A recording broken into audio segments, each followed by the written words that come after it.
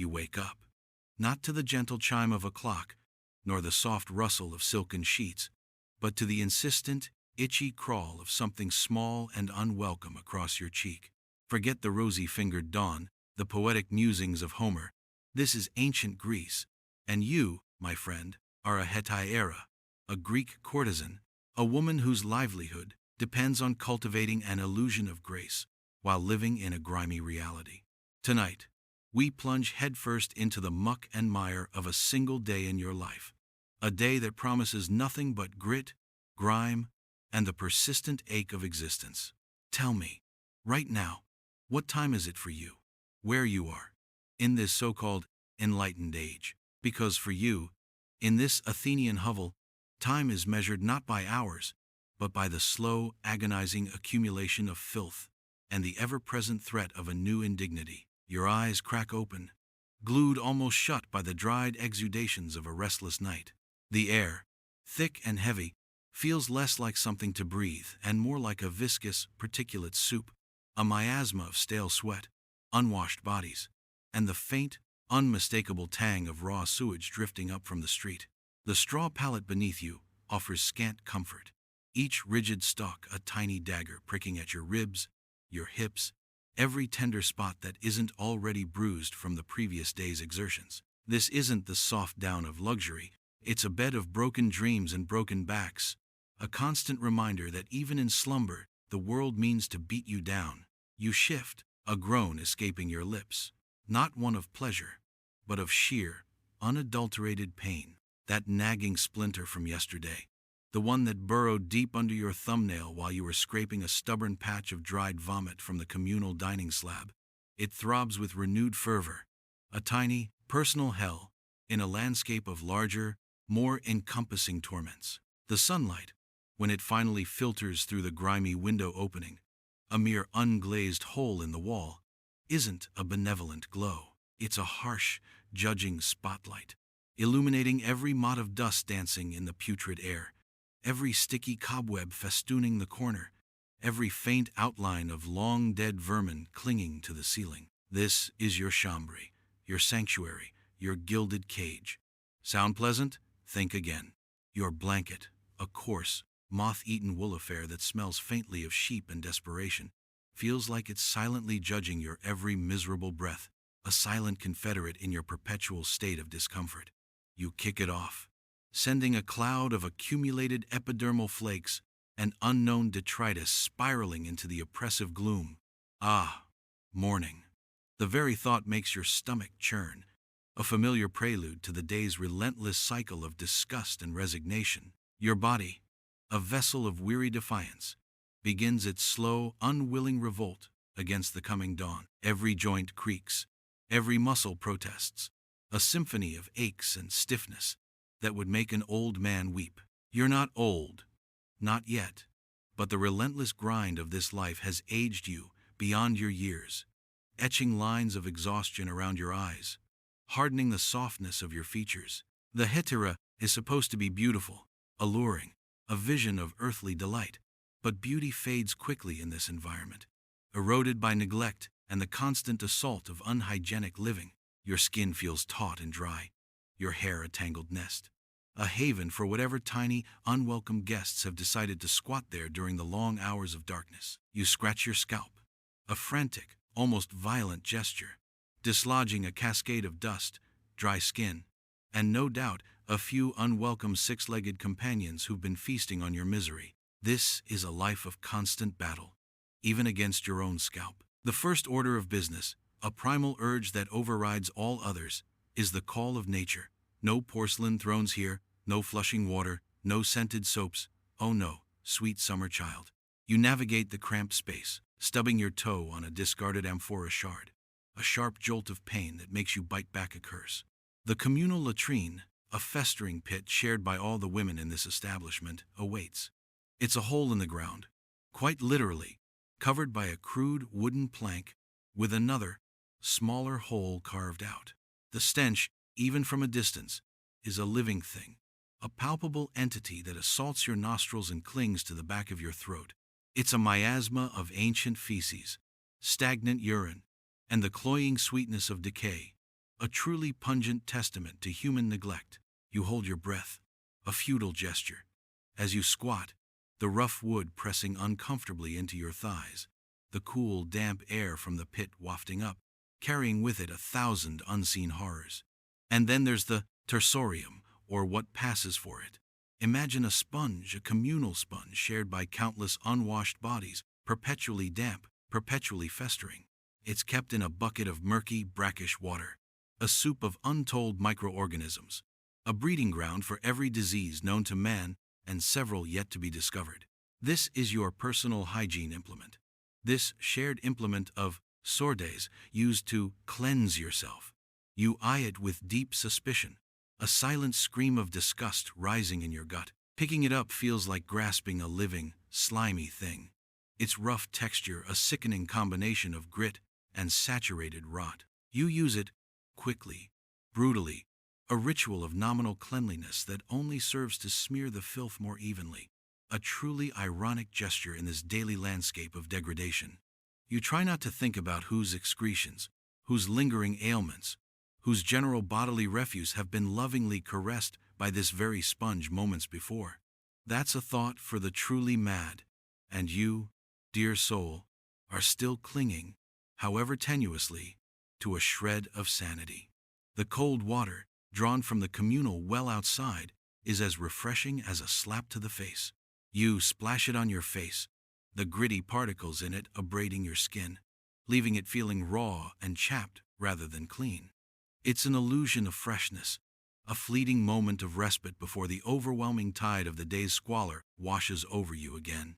Your fingers, calloused and rough, try to untangle the knots in your hair, a futile exercise that only pulls and tears, leaving stray strands clinging to your face like desperate clinging spiders. This morning routine, if you can even call it that, is less about rejuvenation and more about bracing yourself for impact, a daily psychological preparation for the inevitable beatdowns that await. You sigh, a long, weary exhalation that seems to carry the weight of all the centuries of grime and disappointment that have come before you.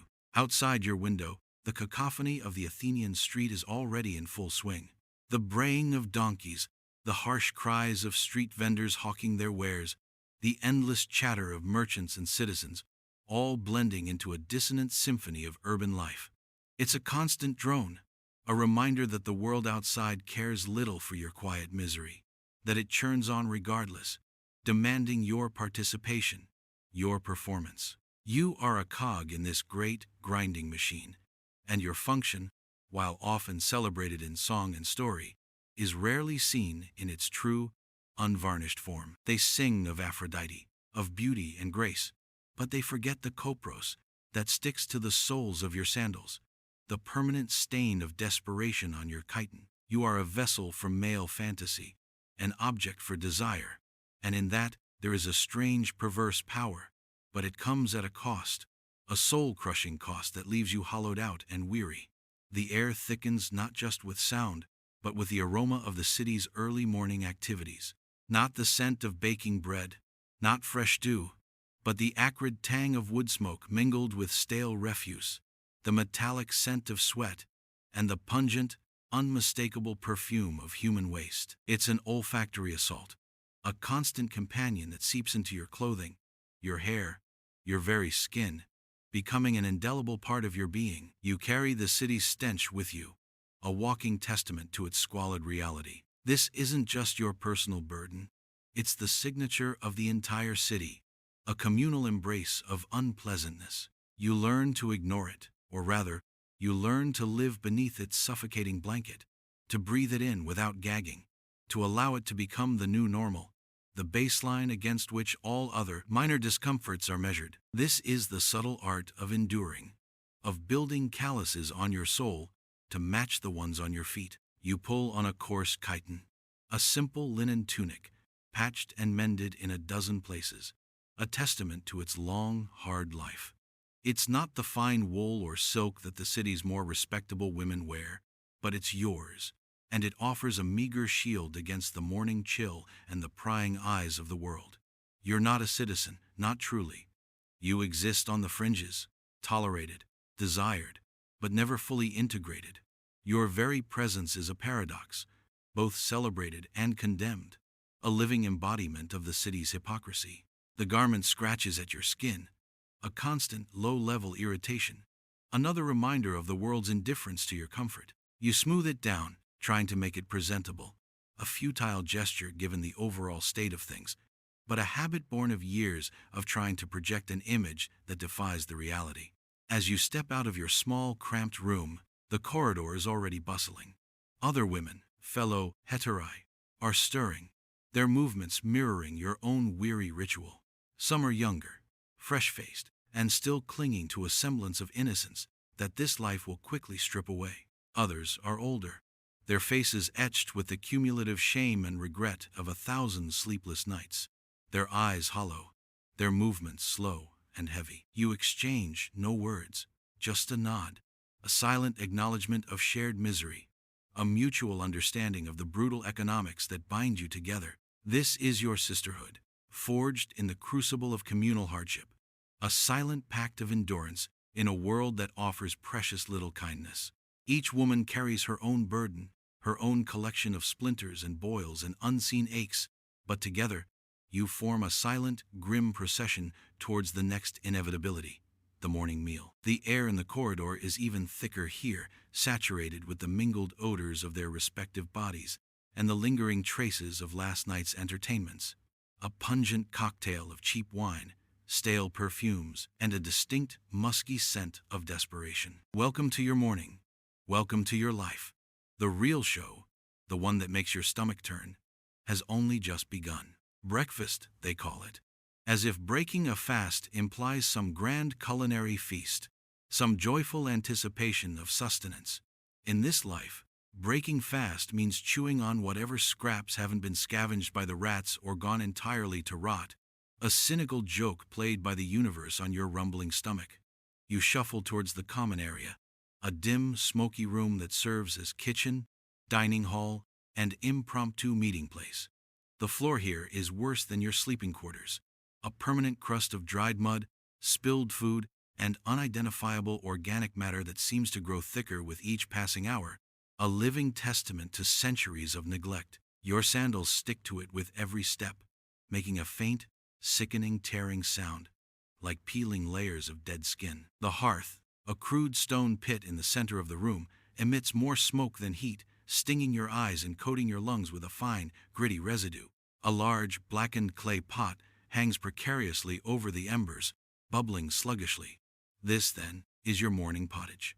It's less a meal and more a watery gray gruel, a graveyard stew of dubious origin. You can see faint, unidentifiable lumps floating in its depths. Maybe a few scraps of barley, perhaps some lentils. Certainly some insects who've had the misfortune of drowning in its murky embrace. It smells faintly sour, like old dishwater and simmering regret, a scent that promises little in the way of flavor or nourishment. But hunger, that ancient, relentless beast, gnaws at your insides, a painful, hollow ache that overrides all aesthetic objections. You've learned that the stomach, when truly empty, is a far more compelling master than the senses. Someone pushes a rough wooden bowl into your hand, its surface greasy and unwashed, a permanent sheen of filth clinging to it. The common ladle, a scarred piece of wood, dips into the pot, scraping the bottom with a mournful sound, and deposits a meager portion of the gray liquid into your bowl. It's barely enough to coat the bottom, a pathetic offering for a body that has spent hours generating heat, dreaming, and fighting off unseen parasites. This isn't a meal, it's a tease, a cruel mockery of your body's demands. You stare at it, the faint steam rising from its surface carrying the aroma of damp earth and forgotten disappointments. Is this what survival tastes like? Like diluted despair? Probably. You find a spot on the floor, tucked away from the more boisterous chatter, where the light is dim and the shadows can offer a sliver of anonymity. The wooden spoon, equally unwashed, feels rough against your lips as you bring the first mouthful to your mouth. The pottage is lukewarm, slimy, and utterly devoid of anything resembling taste, save for the faint, earthy bitterness of the barley and the metallic tang of the unclean spoon. It's a texture more than a flavor, a slurry of lukewarm slime and barely cooked grains, a truly vile concoction. You swallow, forcing it down, your gorge rising slightly with each spoonful. This isn't food meant to be enjoyed. It's fuel, raw and unrefined, shoveled into the furnace of your body out of sheer necessity, a grudging acceptance of a pitiful fate. Accompanying the pottage is a piece of what they call panis rusticus, rustic bread. It's a flat, unleavened disc, hard as a stone and coarse with bran, likely baked days ago, and now serving as a convenient rock for building or a weapon in a pinch. It smells faintly of mold and desperation, a smell that has become as familiar as the odor of your own skin. You gnaw at it, your teeth aching with the effort, trying to tear off a piece small enough to chew without breaking a tooth. The crust is formidable, unyielding, a metaphor for the stubborn, brutal reality of your existence. Each bite is a struggle, a test of will against a substance designed to resist consumption. It's like eating dried mud, only less palatable. As you chew, you notice a small, dark speck embedded in the bread, a tiny shard of something unidentifiable. Is it grit, a fragment of straw, or something more? Organic ? You hesitate for a fraction of a second, your mind recoiling. But hunger, that relentless taskmaster, overrides your squeamishness. You chew it down anyway, a silent testament to your deteriorating standards.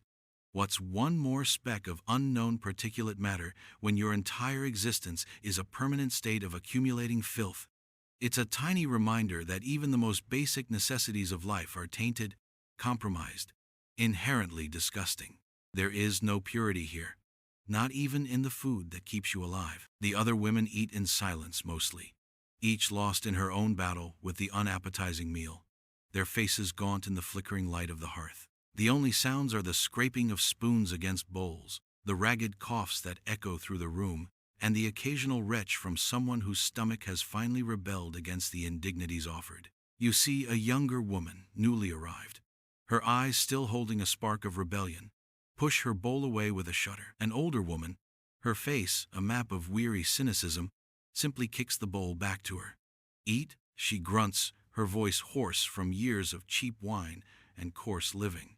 It's either this or the worms, and they'll come for you eventually anyway. A dark laugh, a short, sharp bark, escapes her lips, and the younger woman, defeated, picks up her spoon again. This is the wisdom passed down, not of beauty secrets or seductive arts, but of raw, unvarnished survival. The pottage, once consumed, leaves you feeling hollower than before, a strange paradox of satiety and hunger. Your stomach feels vaguely full, but your body screams for nourishment, for something substantial, something that will truly warm your bones and fuel your exhausted muscles. This is the constant state of living on the edge of perpetual malnutrition, where your body cannibalizes itself just to keep you upright. You feel the familiar rumble of indigestion, a subtle burning in your gut, a precursor to the inevitable cramps that will seize you later in the day. Is it the food? Or is it simply the generalized malaise of a body constantly battling parasites, bacteria, and sheer neglect? Probably both. The water, if you can call it that, is equally unappetizing. It's drawn from the same communal well, carried in battered leather skins, and served in chipped clay cups. It's lukewarm, cloudy, and tastes faintly of earth and old leather, a perpetual reminder that fresh, clean water is a luxury beyond your reach. You sip it slowly, trying to filter out the faint debris with your teeth, a futile exercise. The thought of what lurks in that well, what unseen organisms thrive in its murky depths, is enough to make you shiver.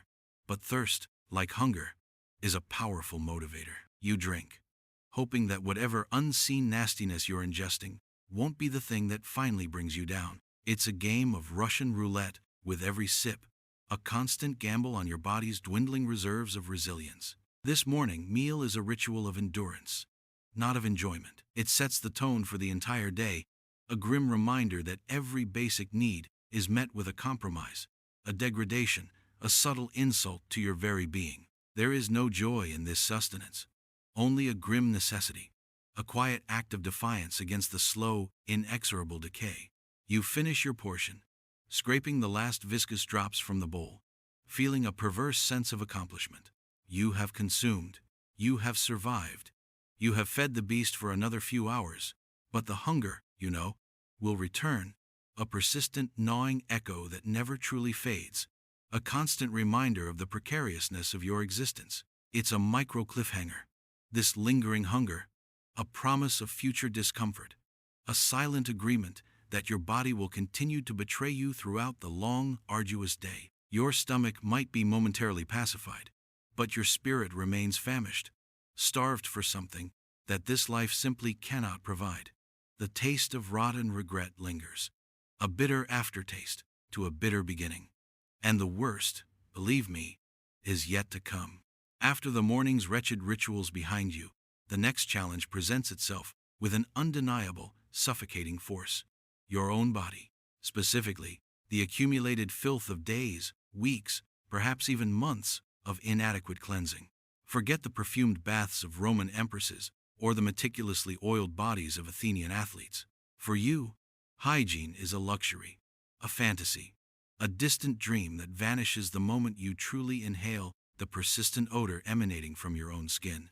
You smell, quite simply, like a human being in ancient Greece. Sweat, stale urine, unwashed hair, and a faint, cloying sweetness of decay that clings to every fiber of your being. It's the smell of perpetual exertion and insufficient sanitation, the smell of life lived hard and dirty. Your hair, a tangled mess of greasy strands, feels heavy and suffocating against your scalp. It's been days since you've had a proper wash, and even then, proper is a charitable term. The water is cold. The soap, if available, is a harsh lye mixture that strips your skin of its natural oils, leaving it raw and irritated, and the opportunity is rare. So, you live with it. You live with the persistent itch, the faint, disturbing sensation of tiny things moving through your tresses. Lice, fleas, mites, they are your constant companions, unseen roommates who demand no rent but exact a heavy toll in discomfort and shame. You scratch again, a frenzied, desperate gesture that offers only fleeting relief, pulling at your hair until your scalp feels tender and inflamed. It's a losing battle, an endless skirmish against a microscopic army that thrives on your neglect. Your skin, a map of various indignities, cries out for relief. The small, angry boil that has been festering on your inner thigh for the past 2 days pulsates with a dull ache, a constant, irritating reminder of the world's cruel indifference. Its tender red peak promises to burst at any moment, releasing its foul contents, a little eruption of personal suffering. Then there are the persistent skin lesions, the ones that never seem to heal, perpetually weeping or crusting over, leaving a faint, sickly residue on your garments. These are the inevitable trophies of a life spent in close quarters, wearing unwashed clothes, and rarely encountering truly clean water. Your hands, already calloused from manual labor and rough fabrics, are stained with a permanent grime beneath the nails, a testament to the fact that true cleanliness is an unreachable ideal. The concept of a bath is almost laughable. At best, it's a quick splash from a communal basin, usually murky and cold, followed by a vigorous rub with a coarse cloth. This isn't about cleanliness. It's about attempting to rub away the visible layer of swords, the superficial evidence of your daily degradation, while the deeper layers of bodily pollutants, the miasma of chronic uncleanliness, remain stubbornly ingrained. You attempt to clean your face, but the gritty water only seems to redistribute the dirt, leaving faint streaks and a lingering sensation of gritty particles. Your teeth, a dull yellow, are a constant source of discomfort. No toothbrushes, no fine powders. At best, you might chew on a twig or rub them with a rough cloth, a futile exercise against the inevitable onslaught of decay and the persistent bad breath that emanates from your mouth. The bitterness of stale food, the sourness of indigestion, all combine to create an olfactory assault, a permanent cloud of unpleasantness that follows you like a shadow. Your feet, encased in simple leather sandals, are perhaps the most abused part of your body. They are thick with calluses, cracked and split in places, perpetually caked with dust and the omnipresent copros of the Athenian streets. The occasional sharp splinter, a tiny, agonizing needle of wood or stone, finds its way into the soft flesh of your soul, festering beneath the hardened skin. A tiny, localized torment that makes every step a calculated agony. You learn to walk with a peculiar gait, a subtle shift of weight, a limp that is barely perceptible to others but intensely felt by you. A constant negotiation with pain. You fantasize, briefly, about soaking them in warm, clean water, about the sensation of soft hands rubbing away the grime, but the fantasy is fleeting, a cruel joke. The public baths exist, yes, but they are not for you, not in the way the poets describe. They are for citizens, for men of leisure, for those who can afford the luxury of true cleanliness and the ritual of purification. For you, the baths are a place of business, a place where you might encounter clients, where you might perform your duties, but never a place of genuine respite or personal hygiene. You are there to serve, not to cleanse. The paradox of it all is a constant, bitter pill. You are expected to be alluring, appealing, to entice and enchant, while simultaneously living in a state of perpetual uncleanliness. Your body, a canvas of forgotten sores and festering indignities. It's an unspoken agreement, a silent lie perpetrated by society. They want the illusion of purity, not the messy reality of your existence. And the smells. Oh, the smells. The stench of bodies, of stale sweat, of unwashed clothing, is a constant companion. It clings to your very being. A second skin. An invisible garment woven from the unpleasant realities of your life. You are steeped in it, marinated in the collective odors of the oikos, house, and the city, so much so that you no longer consciously register it, except for the occasional sharper tang of a new, particularly foul odor. It's the smell of humanity, stripped bare of all pretenses, all perfumes, all pleasantries. It's the raw, animalistic scent of survival, a pungent, unyielding cloud that surrounds you, defining your space. You are a walking testament to the limits of ancient hygiene, a living, breathing embodiment of its failings. The idea of fresh is a foreign concept. Fresh air is polluted with dust and smoke.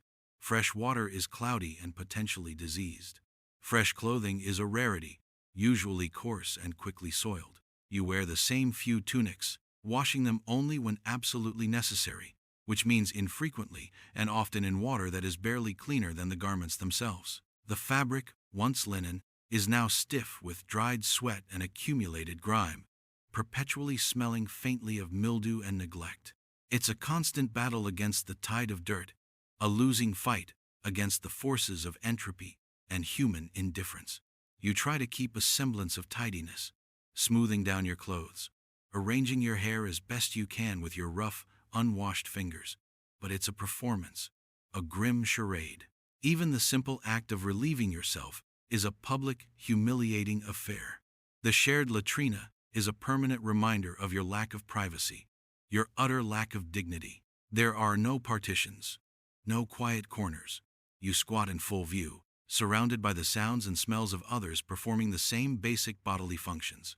The act of cleaning yourself with the communal, perpetually damp, sponge, still lingering from that first horrifying encounter, is a final indignity, a constant cycle of self-abasement. You scrub, you rub, but the feeling of true cleanliness, of being truly clean, remains elusive, a distant, mocking echo. It's a profound shame, this inability to cleanse yourself, this constant feeling of being sullied, soiled, utterly contaminated. This perpetual state of uncleanliness isn't just a physical discomfort, it's a spiritual erosion. It grinds you down, diminishes your sense of self-worth, reinforces the idea that you are less than, unworthy of the simple dignity of cleanliness. It's a constant, low-level hum of shame and regret, a pervasive sense of being perpetually sullied, not just by the dirt of the world, but by the very nature of your existence. You live in a state of constant physical degradation, your body a canvas for the grim realities of your life, a walking testament to the fact that beauty, in this era, is a fragile, fleeting thing, easily consumed by the unrelenting march of filth and neglect. This, then, is your canvas, and it is painted in shades of gray and grime, And the clients, the patrons, they expect you to be a goddess. The irony, as always, is sharp enough to cut. The physical discomfort is nothing compared to the psychological toll this endless assault of the senses exacts.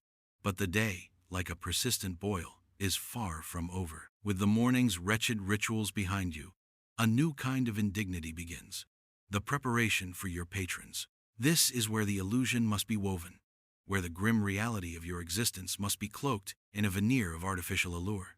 You are a hetera, a woman of sophisticated charm and intellectual discourse, so the stories go. But first, you must become palatable, a process that involves a surprising amount of effort and a considerable amount of cynicism. The goal isn't true beauty, but a convincing facsimile, enough to distract from the lingering smell of stale sweat and the persistent ache in your bones. You return to your cramped room, or rather, your designated corner of it, to begin the transformation. There's no elaborate vanity, no perfumed oils, no finely ground pigments to artfully enhance your features. Your tools are few and crude. A cracked bronze mirror that distorts your reflection into something grotesque, a few pots of cheap, chalky cosmetics, and a small, hardened lump of something that vaguely resembles perfume. The mirror, tarnished and pitted, reflects a face that is tired, the skin blotchy and dry, the eyes dull. It's a harsh truth-teller, showing you the damage wrought by sleepless nights and days of unrelenting toil. You stare at your reflection, a grim acknowledgement of the chasm between expectation and reality. First, the hair. It's still a tangled mess, but now you must attempt to tame it. With no comb, you use your fingers, pulling and tugging, trying to smooth the frizz, to coax it into a semblance of order. You might have a thin ribbon, a faded piece of cloth, to bind it back, or perhaps a simple net, a sakos, to contain the unruly strands. The process is painful, tearing at your scalp, and you inevitably end up with a few more strands clinging to your hand, casualties of this daily battle against entropy. You try to disguise the grease, sprinkling a little chalky powder through it, a desperate attempt to absorb the oils and make it appear less neglected. It does little more than create a dusty sheen, but it's the best you can do. The irony isn't lost on you. You are attempting to present a picture of grace while literally dusting your head with a substance meant for walls. Next, your face. The goal is to appear fresh, vibrant, desirable. The reality is that your skin feels like old parchment. Your eyes are perpetually tired, and your lips are chapped and cracked. You take a pinch of the chalky white lead powder, a dangerous concoction that promises beauty but delivers only gradual poisoning, and apply it sparingly to your face. It's supposed to lighten your complexion, to give you that alabaster glow prized by the Greeks. But in the dim light, it merely emphasizes the unevenness of your skin, settling into your fine lines like tiny rivulets of despair. You then take a small amount of powdered ochre, mixed with a little oil, and dab it onto your cheeks and lips, a crude attempt at color, at life. It's too harsh, too garish, but again, it's all you have. The effect is less ethereal beauty, more a painted doll, a crude caricature of what they imagine you to be. Your nails, chipped and dirty, receive no attention. Your hands, rough and calloused, are left as they are, a true testament to the manual labor that permeates your life, even in this elevated profession. They are the hands of a working woman, not a woman of leisure. The rough fabric of your inner garment, the chiton, still chafes, but now you must don the outer layers. Perhaps a colorful peplos, a draped woolen garment, or a finer linen cloak, borrowed or rented, chosen for its ability to hide the stains and tears of the chiton beneath. These are the tools of your trade, the camouflage that transforms the weary woman into the desirable hetera. They are often itchy, ill-fitting, and rarely truly clean, carrying the faint, lingering scent of previous wearers, a ghost of past encounters. The last touch, the final flourish, is the perfume. It's not a delicate floral scent, but a heavy, musky oil, designed to mask, not to enhance.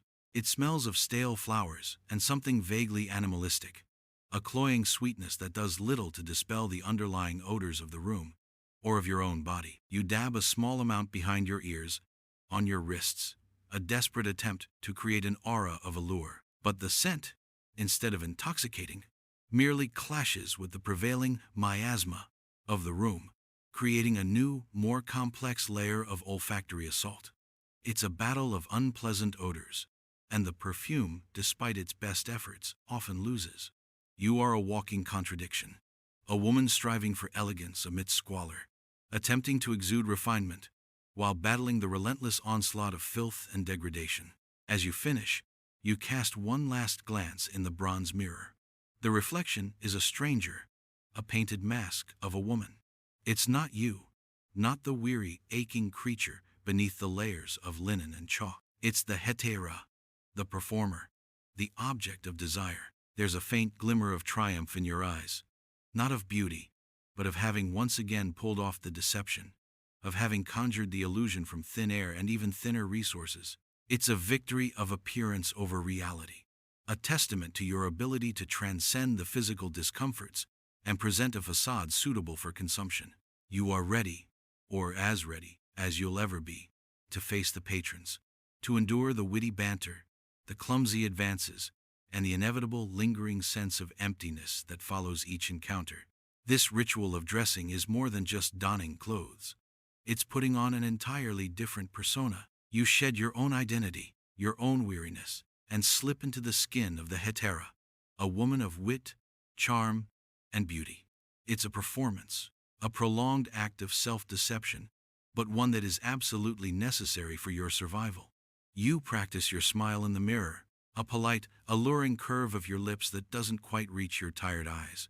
You rehearse witty retorts, charming anecdotes, the kind of intellectual repartee that your patrons, despite their often boorish natures, expect from a hetera. It's a mental costume, as much as a physical one, a careful crafting of identity that leaves you utterly exhausted, even before the first client arrives. The air in the common room, already thick with the scent of cheap perfume and stale breath, becomes heavier as more women emerge, each a similarly transformed version of her morning self. There's a subtle competition in the air, a silent assessment of each other's costumes, each other's painted faces. Who looks the most alluring? Who looks the least tired? Who has managed to best hide the lingering effects of the day's indignities? It's a grim beauty pageant, where the prize is merely the chance to endure another evening, another series of forced smiles and feigned interest. The unspoken anxieties, the small resentments, the weariness, all hang in the air like a suffocating shroud. You gather your meager belongings, perhaps a small stylus and wax tablet for composing witty verses or notes, another part of the hetera mystique, or a small pouch containing a few worn obols, your only tangible proof of yesterday's grim success. The weight of it in your palm is a faint, fleeting sense of security, a small buffer against the ever-present threat of starvation. This is your arsenal, your tools of trade, your flimsy shield against the harsh realities of ancient Athenian society. You are an artist of illusion, a mistress of deceit, and a survivor in a world that offers little in the way of kindness or true comfort. The stage is set, the players are assembled, and the brutal play of the evening is about to begin. The transformation is complete, but the underlying rot, the pervasive sense of disgust, remains a constant, unwelcome companion. The curtain is about to rise, and you are ready to perform even if your soul is screaming for release. The evening descends, not with the gentle fading of light, but with the boisterous arrival of your patrons. They spill into the oikos, their voices loud, their laughter coarse, their very presence a physical assault on the quiet misery of the morning. They are citizens, merchants, sometimes even philosophers or politicians, men of varying degrees of wealth and entitlement, all seeking a specific kind of companionship that you are paid, grudgingly, to provide. This is the heart of your profession, the core transaction that allows you to survive, and it is a transaction that extracts a heavy toll on your spirit, leaving you feeling dirtier than any amount of physical squalor could. You are expected to be witty, to flatter, to engage in stimulating conversation. They crave your intellect as much as your body, or so they claim. You force a smile, your painted lips aching with the effort, and greet the first arrival. His breath smells of stale wine and something vaguely putrid, a combination that makes your stomach clench. He clasps your arm, his fingers surprisingly strong, and you feel the rough texture of his garment against your own. the subtle transfer of his personal miasma onto your meticulously constructed facade. You endure the touch, the casual invasion of your personal space, the slight pressure that suggests ownership. This is the constant push and pull of your existence. The pretense of choice versus the stark reality of necessity. The conversations are rarely as stimulating as the poets would have you believe. They are often repetitive, punctuated by lewd jokes and boasts of prowess, both intellectual and otherwise. You nod, you feign interest, you offer the appropriate rhetorical questions, all while your mind drifts, counting the moments until you can retreat, until this forced intimacy can cease. You discuss philosophy, politics, the latest gossip from the agora, all with a practiced ease that belies the utter exhaustion you feel. You are a conversational chameleon, adapting your wit to suit the limited intellectual capacities of your current companion, a cynical game of verbal gymnastics. The wine flows freely, watered down for the men, but still potent enough to loosen their tongues and further erode your carefully constructed composure. You sip your own, sparingly, strategically, trying to maintain your wits while navigating their increasingly slurred pronouncements. The cups are shared, unwashed, bearing the residue of countless previous lips, a constant reminder of the lack of hygiene, the invisible exchange of fluids and diseases. You try not to think about the faint, unsettling smell emanating from the cups, nor the questionable cleanliness of the wine itself, likely diluted with whatever murky water was available. As the evening progresses, the atmosphere grows thicker, heavier, saturated with the smell of cheap wine, unwashed bodies, and the cloying perfume of desperation. The laughter becomes louder, coarser, the gestures more insistent. You feel the subtle shift in their attention, the moment their gaze slides from your eyes to your body, a palpable transition from intellectual curiosity to purely carnal desire. This is the moment the mask becomes a burden, the moment the illusion of grace gives way to the stark reality of your function.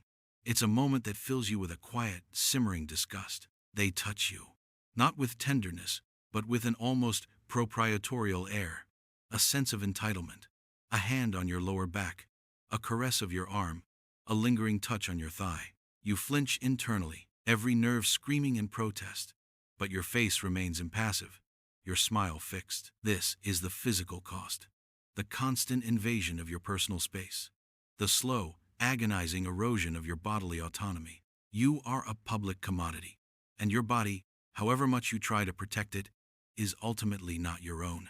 You feel the clammy press of their fingers, the faint stickiness of their sweat, and a wave of nausea, familiar and unwelcome, washes over you. The intellectual discourse gives way to blunt propositions, whispered requests, and the unspoken language of transactional desire. You negotiate, not just prices, but boundaries, seeking to minimize the degradation, to escape with as much of your dignity intact as possible. Sometimes you succeed, sometimes you don't. The constant negotiation, the need to weigh your options, to decide how much of yourself you are willing to sacrifice for how much gain, is exhausting, a never-ending moral calculus that grinds away at your soul. Each interaction is a battle of wills, a silent struggle for control. The air becomes heavy with the smell of their breath, their unwashed clothes, their physical proximity. You endure the stories, the boasts, the crude jokes, the endless stream of male chatter, a constant drone that threatens to deafen you. Your head throbs, a dull ache behind your eyes, and your throat feels raw from the forced smiles and polite laughter. This is your performance, your art, and it is a brutal one, demanding every ounce of your emotional and physical reserves. You are a vessel for their desires, a blank canvas upon which they project their fantasies, and in doing so, they drain you of your own essence. The subtle microaggressions are constant. The dismissive wave of a hand, the condescending tone, the lingering stare that strips you bare. You are not a person to them, not truly. You are a service, a commodity, a temporary diversion from the drudgery of their own lives. This dehumanization is the most bitter pill to swallow, the most profound regret. You try to remind yourself of your resilience, of your cunning, of the sharp wit that allows you to navigate these treacherous waters. But even that feels hollow, a desperate attempt to cling to some shred of self-worth. Sometimes, a client will demand your presence for the night. This is the ultimate invasion, the full capitulation.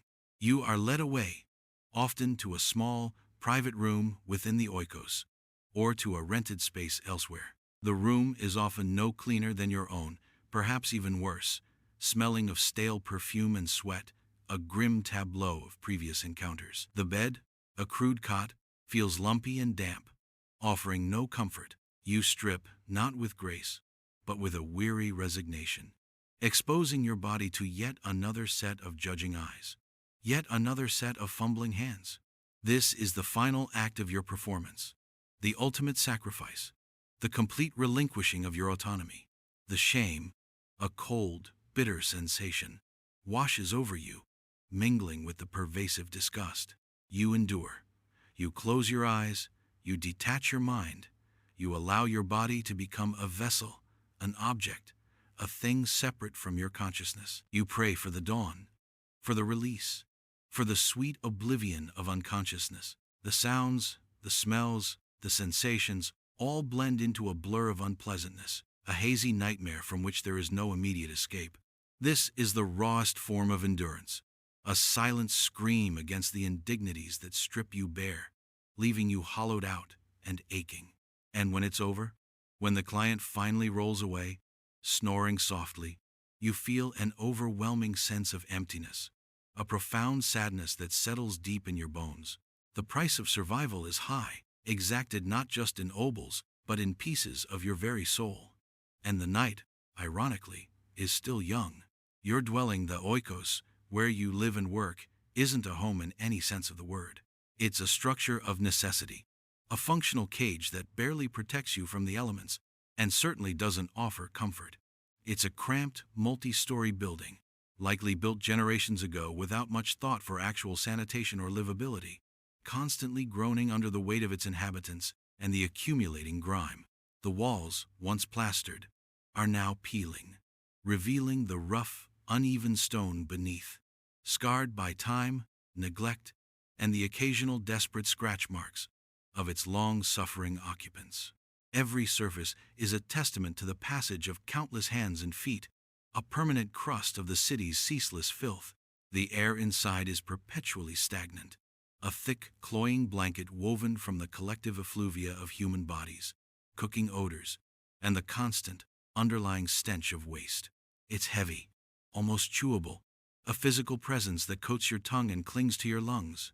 Ventilation is a myth, an impossible luxury in a structure designed for maximum occupancy and minimum comfort. What little air circulates merely stirs the dust motes into an unending, grotesque dance, illuminated by the occasional, weak rays of sunlight that manage to penetrate the grimy window openings. Breathing inside these walls feels less like respiration and more like ingesting a fine, gritty powder, a constant reminder that you are inhaling the very essence of decay. The floors are a particular horror. Downstairs, in the common areas, they are hard-packed earth or rough stone, worn smooth in places by countless footsteps, but permanently caked with a sticky, unidentifiable residue. Up in the sleeping quarters, the wooden planks are warped and uneven, splinters protruding like tiny, malicious teeth, waiting to snag your bare feet. Between the planks, dust and debris accumulate, a miniature ecosystem of forgotten crumbs, shed skin, and the inevitable droppings of rodents and insects. You learn to walk carefully, your senses attuned to the subtle shifts in the floorboards, the telltale creak that signals a loose plank, or the faint rustle that indicates an unwelcome scuttling beneath your feet. This is a constant, low-level physical threat, a testament to the fact that even your shelter is actively trying to hurt you. Privacy is a concept that doesn't exist within these walls. Your sleeping space is often just a corner of a larger room, separated by a thin, stained curtain, if you're lucky, or merely an unspoken demarcation. The sounds of others, their coughs, their snores, their whispered conversations, their more intimate moments, are a constant backdrop to your own existence. You live in a state of perpetual communal observation, stripped of the dignity of personal space. The walls are thin, offering no sound insulation, and the conversations from adjacent rooms or even the street outside bleed through, a constant, irritating cacophony. Sleep, when it comes, is often interrupted by the sounds of the oikos, a reminder that even in dreams, you are not truly alone. not truly at peace. The communal living areas are a testament to shared misery. The dining slab, a rough-hewn table, is permanently sticky with the residue of countless meals, its surface scarred by knife marks and stained with ancient spills. The seating, if any, is crude wooden benches, hard and uncomfortable, covered in a patina of human oils and grime. Every surface you touch feels oily, gritty, and vaguely sickening. A constant tactile assault that reinforces the pervasive feeling of uncleanliness. You eat, you talk, you live surrounded by the lingering traces of countless others, their physical histories etched into the very fabric of the building. This is where the term gritty takes on a new, more profound meaning. Water is a precious commodity, kept in large, unwieldy dolium jars that are rarely, if ever, properly cleaned. The water itself is often murky, collected from the communal well or, on truly desperate days, from the cistern after a rainstorm, which invariably collects more than just water. Small, unseen things drift in its depths, and the faint, metallic taste of stagnant water is a constant companion. It's used sparingly for drinking, even more sparingly for any semblance of washing. The sight of the water, and the knowledge of its dubious origins, is enough to make you thirsty. A paradoxical reaction to the very thing meant to quench your thirst. The smell of unwashed bodies is pervasive. Not just your own, but the collective odor of all the women and the occasional male staff. It's a heavy, musky scent, mingled with stale sweat, urine from the communal latrines, and the faint, cloying sweetness of decay. It's the smell of human habitation taken to its extreme, stripped of all deodorizers and purifiers. This smell becomes the background radiation of your life, an omnipresent presence that you learn to filter out, though it never truly disappears. It clings to your clothes, your hair, your skin, becoming an indelible part of your own personal miasma. You carry the scent of the oikos with you wherever you go, a walking advertisement for its squalor. Pests are another constant torment. Rodents, bold and unafraid, skitter through the shadows, their tiny claws scratching against the floorboards. Fleas jump from the straw bedding, finding new hosts in your skin and hair. Lice, those persistent, unwelcome guests, find their way into your scalp, prompting those frantic, desperate scratching fits. Spiders weave their intricate, dusty webs in every corner, catching flies that buzz irritably around your ears. The very air seems to hum with the unseen life of insects, a subtle, irritating symphony of tiny wings and buzzing bodies. You share your living space with this teeming, unseen population, their presence a constant reminder of your lowly status, your utter lack of control over your own environment. This is a battle you can never truly win. Even the objects within the oikos seem to possess a shared weariness. The crude wooden furniture is chipped and scarred. The pottery is cracked and stained. The metal implements are dull and corroded. Nothing here is new. Nothing is pristine. Nothing offers a moment of pure, unadulterated pleasure or comfort. Everything bears the mark of constant use, of neglect, of 1,000 previous hands. They are tools of survival, not objects of beauty or refinement. Each object seems to silently mock your aspirations, to remind you that you are merely another transient occupant in a long line of suffering women, each leaving their faint, indelible mark of grime and despair. This is your reality. A life lived in constant proximity to filth, surrounded by a cacophony of unpleasantness, and haunted by the knowledge that this is all you are likely to know. The walls close in, and the true meaning of claustrophobia begins to set in, not just of space, but of existence itself. Stepping out of the oikos into the Athenian streets is not an escape from squalor, but merely a shift in its form. The air, though seemingly more open, is thick with dust. The pervasive smell of charcoal smoke, the metallic tang of sweat, and the pungent, unmistakable aroma of human and animal waste. This is the urban jungle, a teeming, chaotic tapestry of life and death, commerce and corruption, where your existence is even more precarious than within the dubious safety of your dwelling. The sun, when it shines, does little to warm you, merely casting a harsh, unforgiving light on the endless parade of indignities. The streets themselves are treacherous, unpaved, uneven, and perpetually strewn with refuse. They are a minefield of potential injury. Discarded pottery shards, sharp as knives, lie hidden beneath layers of dust. Animal dung, a permanent feature of the landscape, provides a constant, squishy hazard underfoot. You navigate the narrow lanes, your sandals offering scant protection against the rough terrain, your feet accustomed to the constant jarring and the subtle, lingering pain of walking on an uneven surface. Each step is a careful negotiation, a silent prayer that you won't twist an ankle, or worse, step on something truly foul. The constant risk of injury is a baseline anxiety, a low-level hum of fear beneath the surface of your conscious thoughts. The crowds are a suffocating, churning mass of humanity. Merchants hawking their wares with hoarse cries, citizens rushing to their daily duties, slaves laboring under heavy burdens, children playing in the dirt, all jostling for space. You are jostled, pushed, sometimes even openly groped by passing men, their hands quick and brazen, their eyes dismissive. You learn to move with a defensive posture, your body a shield, your gaze averted, trying to disappear into the anonymity of the crowd even as your very presence draws unwanted attention. This is the constant, low-level assault on your person, a reminder that you are always vulnerable, always an object of scrutiny.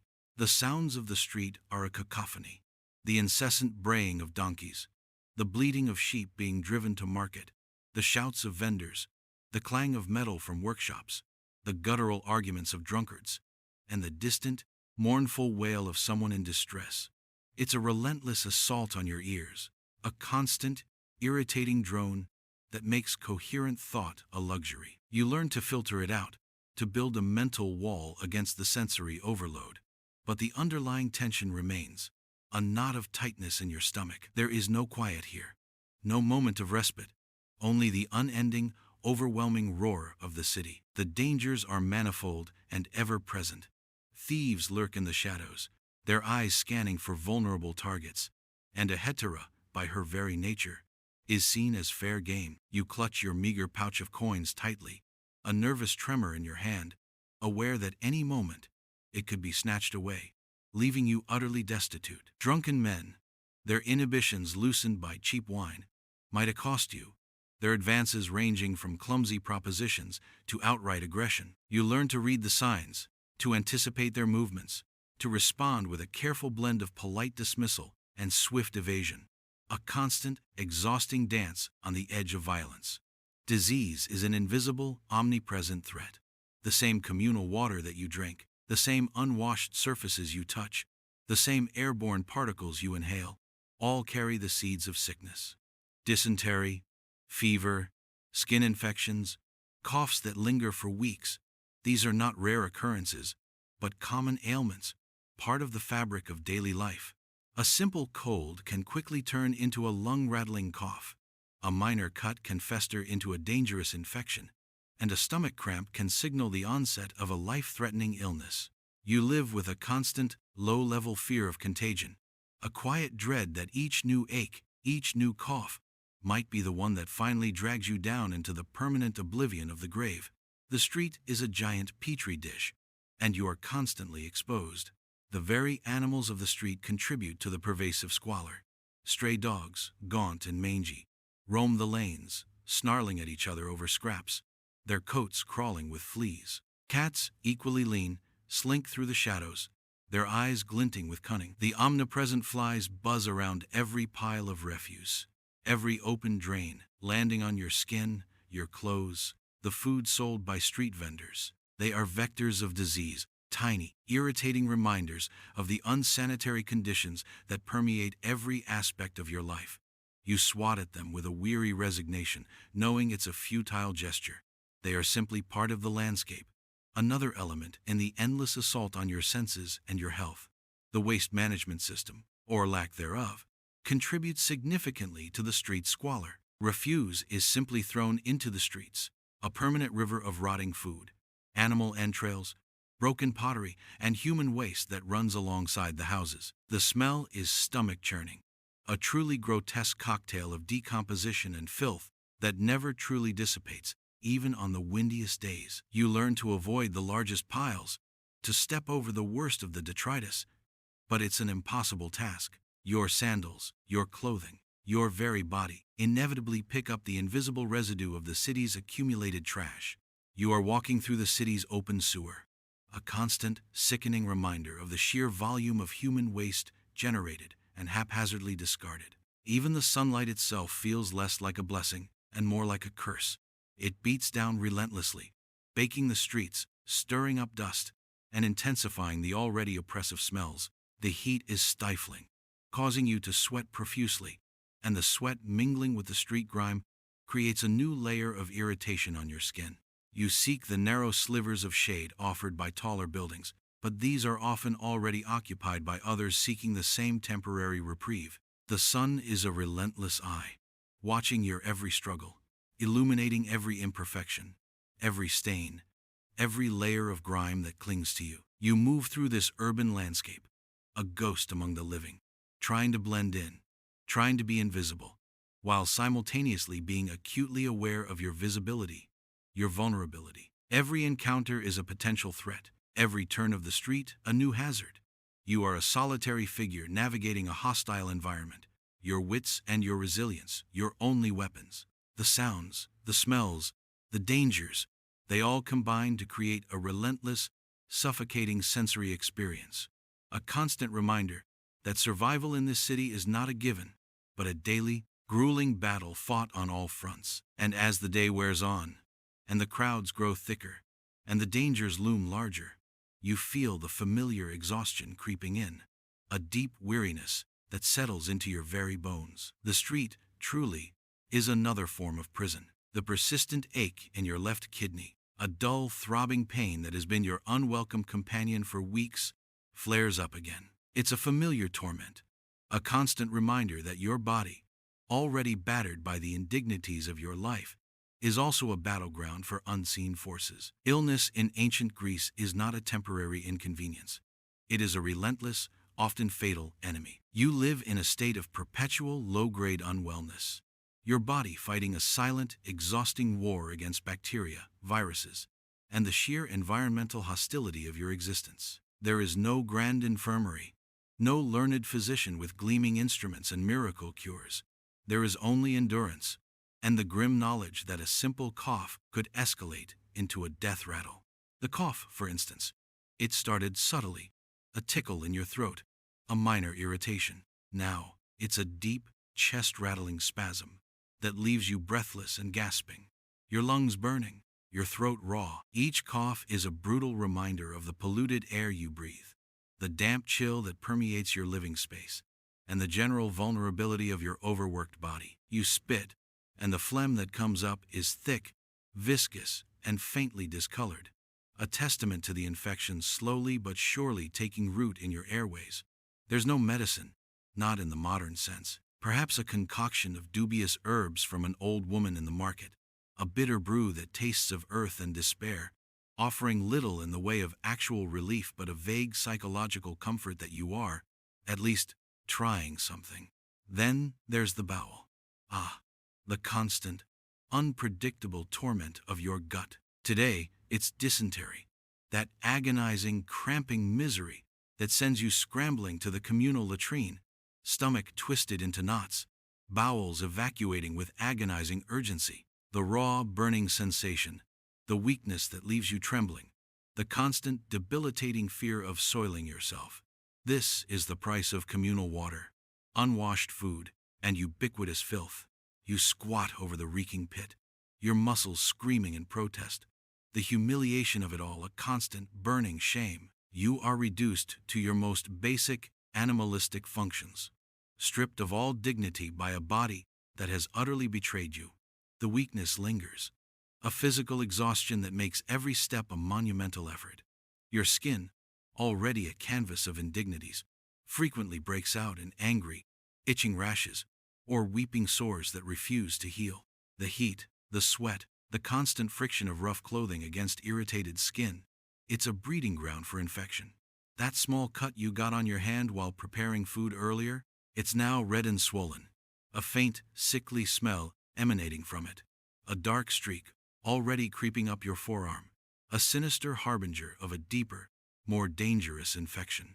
There's no antiseptic, no clean bandages. You might wrap it with a piece of soiled cloth, hoping for the best, knowing that it's more likely to exacerbate the problem than to solve it. The pain is a constant, dull throb, a steady drumbeat of discomfort beneath the surface of your conscious thoughts. Sleep offers little respite. The aches and pains of the day seem to intensify in the quiet darkness.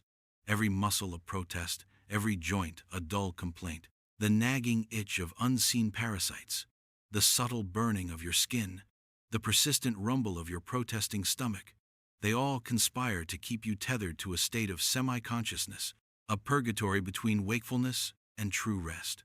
When you do drift off, your dreams are often troubled, filled with grotesque imagery, with the faces of clients, with the omnipresent stench of decay. You wake feeling more exhausted than when you went to bed, your body heavy, your spirit burdened. The body, your body, is a testament to resilience, but also a monument to relentless degradation. Your teeth ache, a constant low-level throb of decay. Your gums bleed when you rub them, a metallic taste in your mouth. Your eyes, constantly irritated by smoke and dust, burn and water, their vision sometimes blurring. Your ears, assaulted by the cacophony of the city, ring with a dull buzz. You are a walking catalog of physical complaints, a grim inventory of a life spent in close proximity to filth and disease. Every part of you carries a burden, a mark of the unforgiving environment in which you are forced to survive. Access to anything resembling medical care is virtually non-existent for someone of your status. There are no dedicated hospitals, no public health initiatives. If you are fortunate, an older woman with a rudimentary knowledge of herbs might offer a poultice or a tea.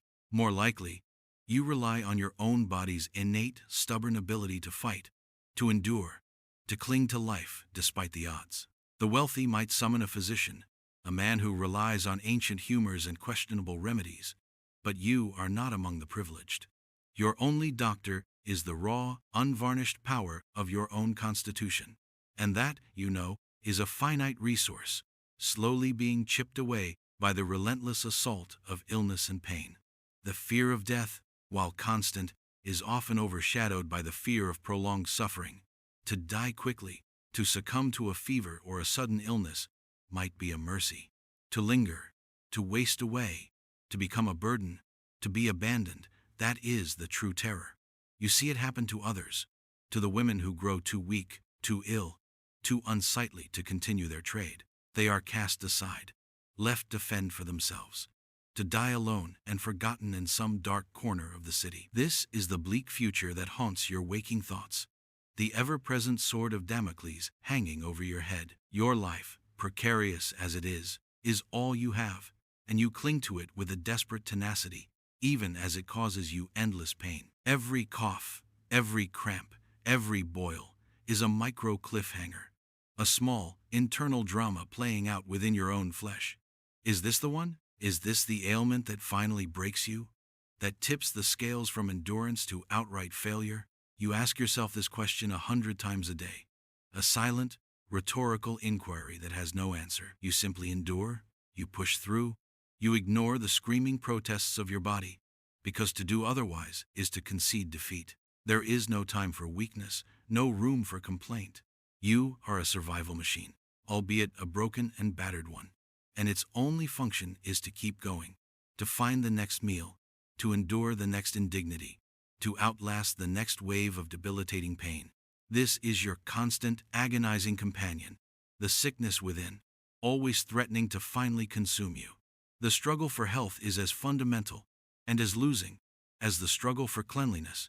As the day begins, its reluctant surrender to the encroaching darkness, a new kind of weary routine takes hold. The evening meal. This isn't a celebratory feast, nor a moment of genuine relaxation. It's merely another necessary pause in the relentless grind. A brief, foul respite before the final descent into the bleak uncertainty of night. Your body, aching from the day's exertions, from the relentless assault of filth and the quiet rebellion of illness, craves sustenance, any sustenance, to fuel its continued, grudging existence. The common room, smoky and dim even at midday, now feels particularly oppressive. The air is thick with the mingled scents of sweat, stale wine, and the lingering sickly sweet perfume of decaying food. The hearth fire, tended by one of the older women, casts flickering shadows that dance grotesquely on the walls, making the familiar squalor seem even more sinister, more pervasive. Another large clay pot, blackened with years of use, hangs over the embers, bubbling with the evening's offering. It's a return to the pottage, the same gray viscous gruel that greeted you this morning, only perhaps now a little more congealed, a little more pungent with the accumulated flavors of the day. You join the silent procession of women, each holding out her unwashed wooden bowl, waiting for her meager portion. The ladle dips, scraping the bottom, depositing the familiar, unappetizing sludge into your bowl. It looks even less appetizing than this morning, if that's possible. The faint, oily sheen on its surface, the occasional float of something unrecognizable, the general lack of anything resembling fresh ingredients. It all conspires to make your stomach churn. But hunger, that relentless, unforgiving master, overrides any aesthetic objections. You are beyond pickiness, beyond refined tastes. You are a survival mechanism, and this, however repulsive, is fuel. You find your usual spot, a small, dark corner, where the grime seems to adhere less aggressively, and begin to eat. The pottage is lukewarm, slimy, and utterly bland, save for the faint, sour taste of fermentation. It feels like eating warm mud, a gritty, unyielding substance that offers no pleasure, only the grim satisfaction of filling the cavernous emptiness within your stomach. You chew slowly, deliberately, not savoring, but merely processing, forcing each mouthful down with a grim determination. This isn't a meal. It's a necessary evil, a caloric deposit in a constantly depleting account. The bread, if available, is the same coarse, unyielding panis rusticus from the morning, now even harder, even drier, a true test of dental resilience. You gnaw at it, your jaw aching, trying to break off a manageable piece. It crumbles into dry flakes, mingling with the pottage, creating a gritty paste that sticks to the roof of your mouth. There's no pleasure in this, only a dull, unyielding effort to consume. You wash it down with the same murky, lukewarm water from the dolium jar, straining it through your teeth, trying to avoid the occasional stray speck of detritus that floats on its surface. The communal aspect of the meal is less about camaraderie and more about shared burden. The other women eat in silence, their faces illuminated by the flickering firelight, each a testament to the day's cumulative exhaustion. The sounds are hushed, the scraping of spoons, the occasional cough, the low rumble of digestive distress. There's a quiet understanding in the room, a silent acknowledgement of the shared misery, the unspoken agreement to endure. No one complains, no one expects anything better. This is the baseline, the rock bottom, and you have all learned to accept it with a weary resignation. But even in this bleak ritual, there are micro cliffhangers, subtle tensions that permeate the air. Who will be called upon next by a patron? Who will endure another night of unwanted intimacy? The older women, their faces etched with the cumulative shame and regret of 1,000 sleepless nights, seem to wear their weariness like a shroud. While the younger ones, their eyes still holding a spark of defiant innocence, try to project an air of effortless charm, a facade that will inevitably crack under the relentless pressure of this life. You watch them, a silent observer, recognizing the patterns, the inevitability of their slow erosion. The conversation, when it happens, is terse, practical. Who saw what in the market? What client asked for what? What rumor is circulating? It's the language of survival, stripped of pleasantries, focused on the immediate, the tangible, the dangers and opportunities of the urban landscape. There's no talk of dreams, no sharing of hopes, no grand philosophical debates. Those are luxuries you cannot afford, sentiments that would crack the hardened shell you've carefully constructed around your soul.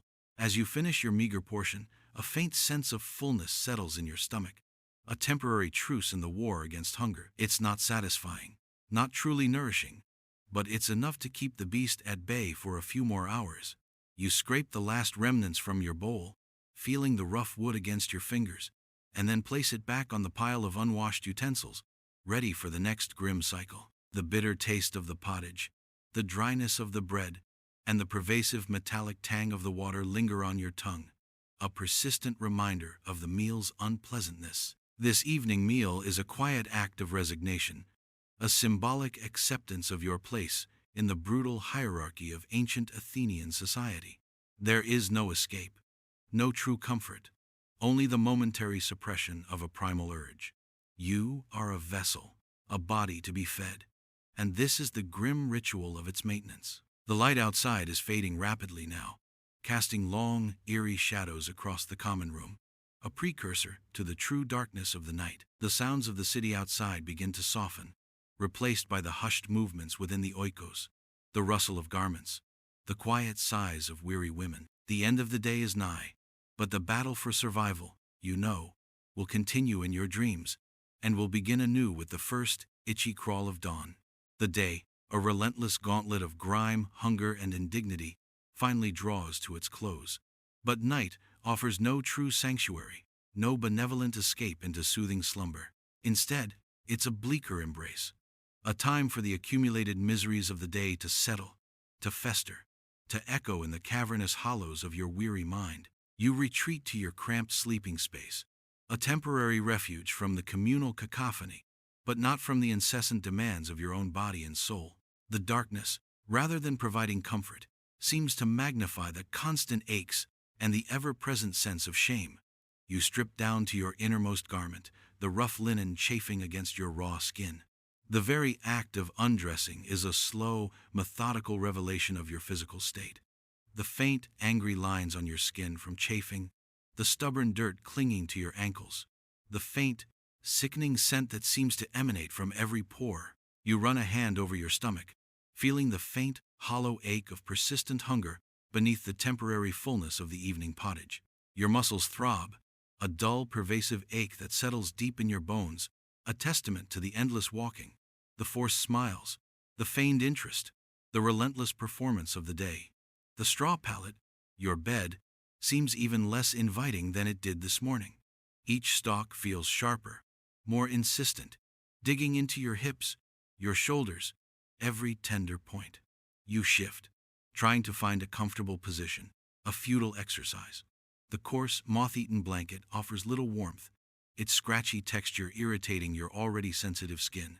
You pull it up to your chin, trying to create a cocoon of sorts, a fragile barrier against the cold reality of the night and the relentless chill that permeates the flimsy walls. But the darkness, unlike the light, offers no distractions, no illusions. It simply amplifies the silence, allowing the whispers of your own mind to take hold. This is the hour of reckoning, the moment when the mask finally slips, and you are confronted with the raw, unvarnished truth of your existence. The memory of the day's indignities washes over you, the clammy touch of a client, the foul taste of the pottage, the constant itching of unseen parasites, the subtle throb of the boil on your thigh, the lingering shame of the communal latrine. These are the fragments of your life, small, sharp splinters that burrow deep into your consciousness, refusing to be dislodged.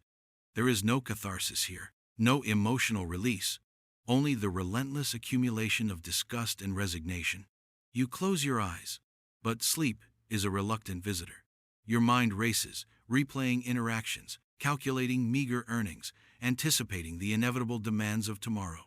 The sounds of the oikos, a distant cough, a soft rustle, the creak of a floorboard, filter through the thin walls, a constant reminder that you are never truly alone, never truly at peace. The smell of stale sweat and decaying refuse, a permanent feature of your existence, seems to intensify in the quiet darkness, suffocating you, clinging to the back of your throat. This is your reality, your permanent perfume, your grim inheritance. You wonder, briefly, about the world beyond these walls, the world of citizens, of respectable wives, of free women. You see them in the streets sometimes, their faces serene, their garments clean, their steps unburdened. You imagine their lives, their soft beds, their clean water, their untainted meals. But the fantasy is fleeting, immediately dispelled by the sharp bite of a louse, or the familiar ache in your gut. Their world is as distant as the stars, a universe away from your own grimy reality. There is no hope of escape, no possibility of transformation. This is your destiny, your chosen path, however grim, and you are bound to it by circumstance, by the relentless pressure of survival. The resilience that has kept you going, the grim determination to simply endure, begins to feel less like strength and more like a curse. To what end do you persist? For another day of filth? Another night of forced smiles? Another mouthful of rancid pottage? The questions are rhetorical, of course. There is no answer. Only the relentless, circular logic of survival for survival's sake. You are a ship adrift on a sea of squalor, and your only goal is to stay afloat, no matter the cost, no matter the damage to your hull. As the hours crawl by, you drift into a fitful, unrefreshing sleep, punctuated by nightmares of grasping hands and suffocating smells. Your body twitches, your muscles protest, and you wake often, drenched in a thin sheen of cold sweat, your heart pounding, your mind still reeling from the grotesque imagery of your subconscious. There is no true rest here. Only a brief, shallow descent into a disturbed oblivion. A moment of respite that offers no true rejuvenation. You are a machine that is perpetually running on empty, fueled by sheer, stubborn defiance. The silence of the pre-dawn hours is punctuated only by the occasional distant bray of a donkey or the soft scuttling of a rat. This is the quiet before the storm, the brief interlude before the city awakens to resume its relentless assault. You lie there, eyes wide open in the oppressive darkness, listening, waiting. You feel the familiar rumble of hunger in your stomach, a promise of the grim morning meal to come. You feel the persistent itch of parasites, the dull throb of your aching body. You feel the profound, aching emptiness of your spirit. And as the first faint sliver of gray light filters through the unglazed window, illuminating the dust motes dancing in the stale air, you stir. Another dawn, another day. The cycle begins anew, relentless, unforgiving, utterly devoid of hope or true triumph. You are a hetera, a survivor, a prisoner of your own weary body and the brutal realities of your world. You have endured another night, but the victory is hollow, ironic, for what awaits you is simply more of the same, more filth, more pain, more forced smiles, more profound, crushing resignation. The day is just beginning, and you are already utterly exhausted. And so the sun rises, not with a promise, but with a threat.